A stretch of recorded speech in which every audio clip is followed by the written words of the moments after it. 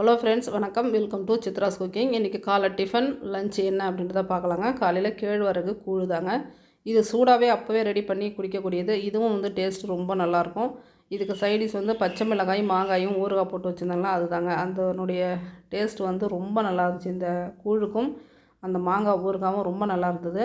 இப்போ லஞ்சுக்கு நாட்டுக்கோழி வாங்கியிருந்தோங்க. நாட்டுக்கோழியில் எலும்பெல்லாம் போட்டு சூப் வச்சாச்சு.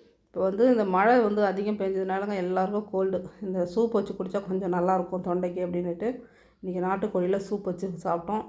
நல்ல காரசாரமாக ரொம்ப நல்லா இருந்தது. நாட்டுக்கோழி சூப் டேஸ்ட்டு பார்த்திங்கன்னா ரொம்ப நல்லா இருந்தது. பாஸ்மதி ரைஸில் நாட்டுக்கோழி பிரியாணி செய்திருந்தாங்க. சாதம் ஒன்றோட ஒன்று ஒட்டாமல் நல்லா உதிரியாக இருந்தது. டேஸ்ட்டும் ரொம்ப நல்லா இருந்துச்சுங்க. இப்போ பிரியாணி கூடவே ஆனியன் ரைத்தா வச்சுருந்தோம். இன்றைக்கி லஞ்சு பிரியாணியும் ரைத்தா மட்டும்தான். இதுவே ரொம்ப நல்லா இருந்ததுங்க. இப்போ ஆனியன் ரைத்தா சளி பிடிச்சவங்களுக்கு யாருக்கும் இல்லைங்க. அவங்களாம் வேண்டாம்னு சொல்லிட்டாங்க.